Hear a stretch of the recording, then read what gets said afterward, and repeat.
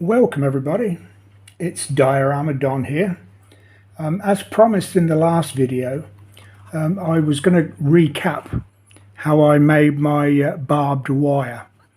I made the First World War trench in the last video, and because of time limits, I didn't show you how I made my sandbags or barbed wire. So I thought I'd make a special video of how I do it. So I use chicken wire for barbed wire. Just common or garden chicken wire. You can buy anywhere from any DIY store. Very, very cheap. And with a pair of small size wire cutters, then I cut.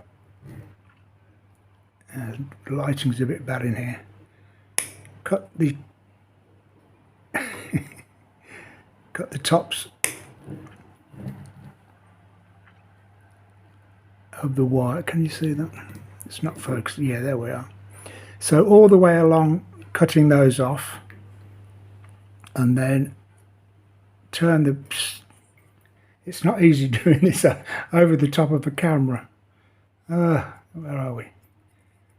And what with my eyesight, here we are. Then cut along that side as well, like that.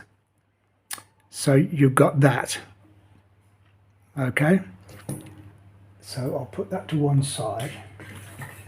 And when you've done that, you'll have a big long line of wire with the barbs already attached. Now I know they look very short. They're probably only 1 millimeter long, but if you're making a 1/35 scale diorama, then 1 millimeter is the same as 35 millimeters, which is about 1.5 inches, which is a good length of barb. You wouldn't normally see barbed wire with barbs that long. So even as small as they are there, it's still big really for 1/35 scale. I've seen some modelers making barbed wire with great big huge barbs on them, and that they're just not in keeping with the right scale. So anyway, what you do, fold this piece in half. And as you fold it, I've got to focus this in. Don't join the two sides of barbs together because they're quite far apart. Oh, it's not going to focus for me. Come on. So, so the barbs are alternate. You know what I mean? Oh, that's better. Oh. So the barbs are like that. I can't see. That's it. Yeah. That's it. So the barbs are alternate.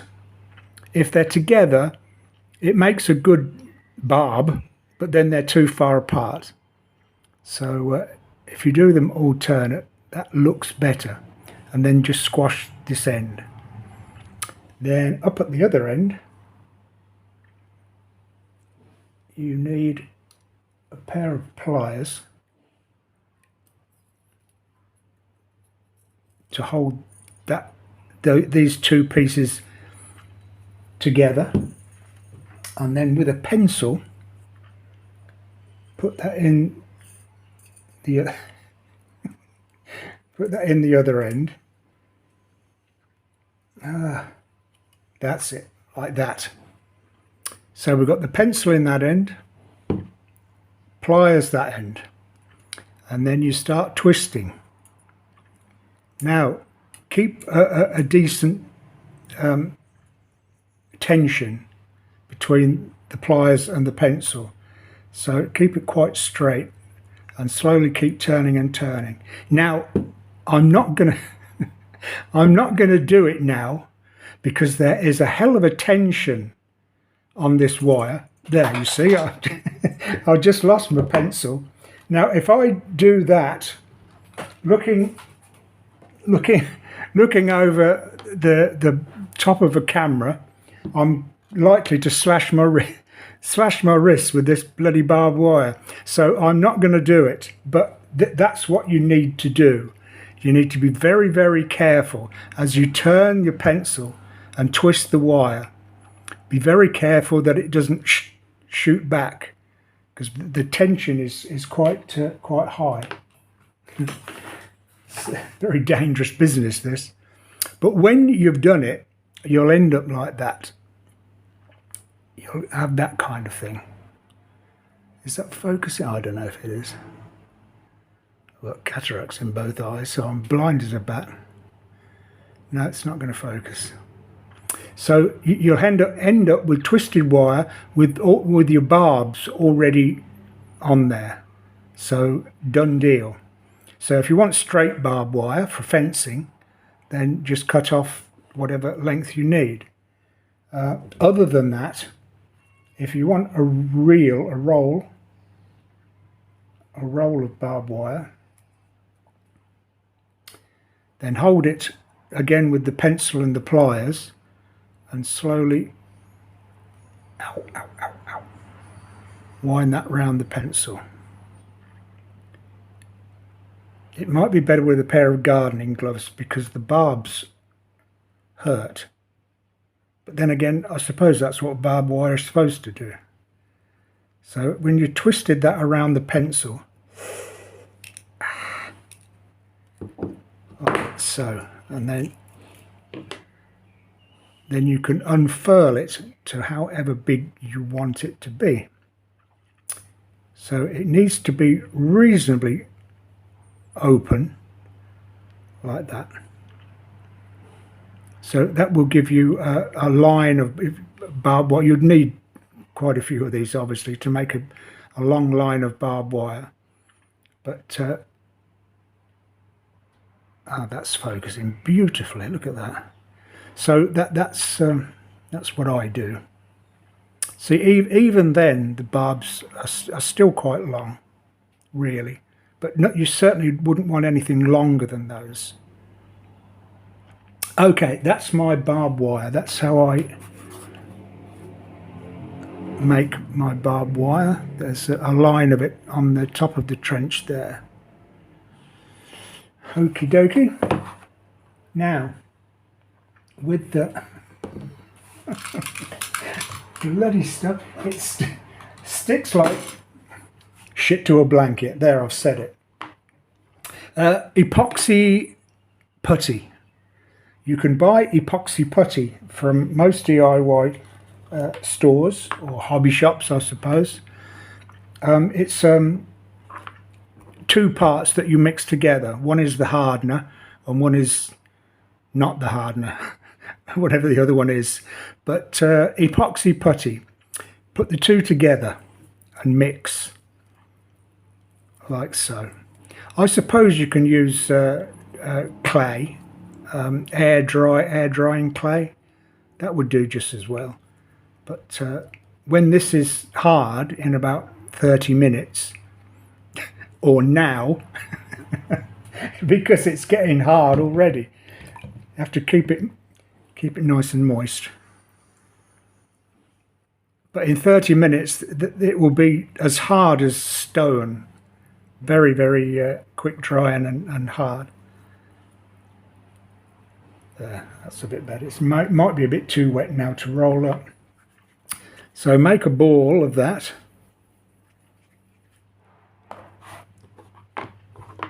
And then get out of the way. On a, well, cutting mat really would be ideal. Roll it out, well, to however big you want the sandbags to be. Did I mention that's what we're doing, sandbags? Yes. There we go, like that. To around about 3/8 diameter. What's that, 10 mil, 11 mil? Something like that. The size of a sandbag, the same as the size of bricks for modelling. You have to imagine one of your model men actually holding or picking up a sandbag or holding a brick. So that's why bricks are so small with 1/35 scale. So you have to imagine him actually lifting up the sandbag.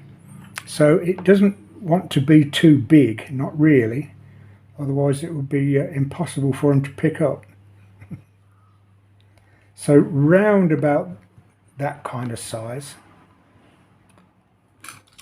Then what I do is cut not 90 degrees but at an angle. I'm going to show you how I do this. So I'll cut that at an angle like that, and then at an angle that way, so it looks a bit like that. Then you can press it down a bit and then mould it without losing that those angles on the side there. Can you see that? I'll do another one. So at an angle. Oh, not going to work for me, is it? That's it. And at an angle that way. So it looks bag shape, really, when you do that. It gives it a bag shape. You probably need to give it 5 or 10 minutes before you can start manipulating it, really, because it's very sticky now. But if you press it down just a little bit when it's a bit drier and just push the ends in like that, it makes a bag shape. Well, I think anyway. So that's how I do my sandbags. So we've got some sandbags on here. I've made them a dark colour because I don't think they would have been a light colour. They wouldn't have wanted anyone from a distance to see them, big piles of light coloured sandbags. So I think they would have been a dark colour, personally, especially in World War I, and especially in the conditions that the bags were in. I think in time they would be very dark. So I've given them a dark colour, but then that's up to you. It's subjective as to what colour you want them. But generally speaking, that's a pile of my sandbags. I think the shape on the ends like that at an angle give it the right shape. So there we are. That's how I do my sandbags and barbed wire. Thank you very much for watching this short video. Please, I almost forgot, please subscribe to the channel. You'll be notified when new videos come along. And have a go yourself, give it a go. You might do a better job than me. Most people do. And I'll see you in the next video. Thanks for watching, and happy modelling.